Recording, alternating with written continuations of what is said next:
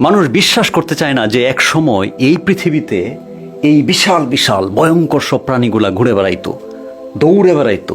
এখন যেখানে ধরেন আমি আপনি হাঁটি, যেখানে বাসের জ্যাম লাগে, যেখান দিয়ে ট্রেন চলে, যেখান দিয়ে বিমান উড়ে আকাশের, এই সমস্ত জায়গায় এই ধরনের বিশাল বিশাল ভয়ানক সব প্রাণীগুলো উড়ে বেড়াতো, ঘুরে বেড়াতো, দৌড়ে বেড়াতো।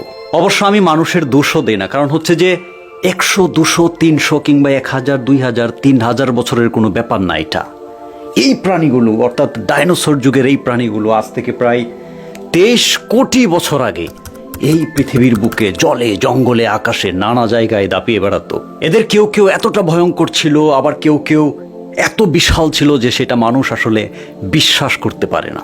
যেমন ধরেন এই ডাইনোসরটা, এর নাম হচ্ছে যে আপনার টিরানোসোরাস রেক্স, বা আমরা সংক্ষেপে বলি টিরেক্স, যেটা আপনারা বিভিন্ন সিনেমায় দেখেছেন, জুরাসিক পার্ক কিংবা নানা ধরনের ডকুমেন্টারিতে এই ডাইনোসরটাকে দেখানো হয়। এই ডাইনোসরটা এতটাই ভয়ঙ্কর যে এর যে আপনার দাঁতগুলো, ধরেন আমাদের মানুষের যে হাত, এভারেজ হাতের উচ্চতা হচ্ছে 9 ইঞ্চি, এর এক একটা দাঁতেরই উচ্চতা ছিল প্রায় 12 ইঞ্চি।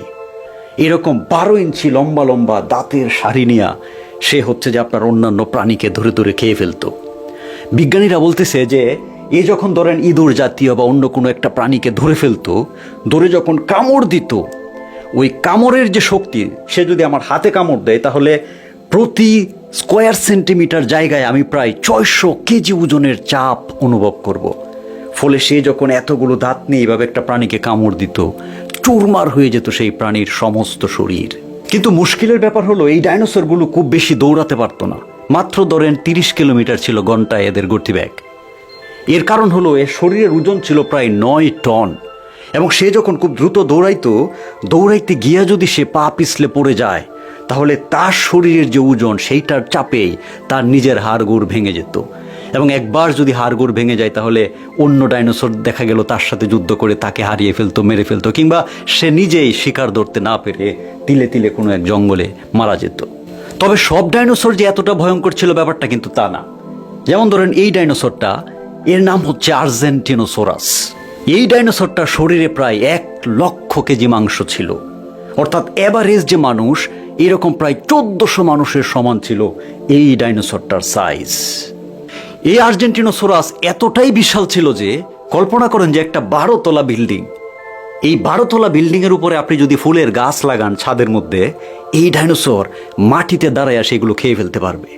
দেখুন, বর্তমান পৃথিবীর সবচেয়ে বিশাল ডাঙায় যে প্রাণীগুলো বসবাস করে তার মাঝে হচ্ছে আফ্রিকার বড় বড় কালো কালো হাতিগুলো। এরকম প্রায় 17টা হাতি যদি আপনি বড় বড় এক করেন, যে সাইজ, যে মাংস, যে আকার ধারণ করবে, এই রকম আকার ছিল এই বিশাল আর্জেন্টিনোসোরাস ডাইনোসরটার। সবচেয়ে ভয়ঙ্কর বিষয় হলো ঠিক ডাইনোসরদের ওই সময়টাতেই পাখির মতো এক ধরনের প্রাণী ছিল। এদেরকে বিজ্ঞানীরা সরাসরি ডাইনোসর বলতে চান না, কিন্তু ডাইনোসর জাতীয় ওই বিশাল বিশাল দেহের অধিকারী ছিল এই পাখির মতো দেখতে প্রাণীগুলো। এদের এক একটার ডানায় ছিল প্রায় আপনার 23 ফুট লম্বা। এখানে ধরেন একজন মানুষ হয়তো বা 6 ফিট, 6.5 ফিট কিংবা 7 ফিট হলেই আমরা বলি কত লম্বা মানুষ। সেখানে এই প্রাণীগুলোর ডানার দৈর্ঘ্য ছিল প্রায় 23 ফুট লম্বা। দেখুন, আমি জানি যে আজ থেকে প্রায় 23 কোটি বছর আগে এইরকম প্রাণী ছিল এই পৃথিবীতে, যেখানে আমরা ঘুরে বেড়াই, হেঁটে বেড়াই। এগুলো আপনারা অনেকেই বিশ্বাস করবেন না। ঠিক আমারও এরকমই ভাব ছিল, আমিও বিশ্বাস করতে পারতাম না। কিন্তু আমি যখন জার্মানিতে আসি, জার্মানির ব্যাভারিয়া নামক একটা স্টেট আছে, ইনফ্যাক্ট আমি যেখানে থাকি নর্থ ওয়েস্ট জার্মানিতে, এইখান থেকেই পিসবার্গ নামক একটা জায়গা আছে যেখানে বিশাল এক কয়লার খনি আবিষ্কার হয়েছে। সেইখানে তারা কয়লার খনিতে খুঁড়তে গিয়ে এই ধরনের ডাইনোসরের কিছু ছোট ছোট দাঁত, ফসিল, হাড়গোড় খুঁজে পায়, এবং বাভারিয়া স্টেটে তারা এই সমস্ত ডাইনোসরদের যে কঙ্কাল কিংবা তাদের যে জীবাশ্ম, সেগুলো তারা খুঁজে পায় এবং জাদু করে সংরক্ষণ করে। আজ থেকে প্রায় 6.5 কোটি বছর আগে বিশাল এক উল্কাপিণ্ডের আঘাতে এই পৃথিবী যখন তছনছ হয়ে যায়, তখনও ডাইনোসরগুলো ছিল, কিন্তু তারা তখন মারা যায়। অধিকাংশ ডাইনোসর তখন মারা যায় এবং কালের গর্ভে হারিয়ে গিয়ে নানা কারণে, প্রাকৃতিক সিস্টেমের কারণে তাদের দেহ মাটি চাপা পড়তে পড়তে পড়তে পড়তে জীবাশ্মে পরিণত হয়। এবং এগুলো বিজ্ঞানীরা এখন সারা পৃথিবীব্যাপী, সেটা হোক সুদূর আর্জেন্টিনা, ইউরোপের জার্মানি, কিংবা সেদিকে রাশিয়া, চায়না কিংবা আমেরিকা, নানা জায়গায় খুঁজে পাওয়া যাচ্ছে। এবং সেগুলো এখন জাদুঘরে গেলে দেখা যায়, যেটা দেখার সৌভাগ্য আমার হয়েছে এবং আমি দেখেছি। কিন্তু আমি এই কথাগুলো আপনাদেরকে কেন বলছি জানেন?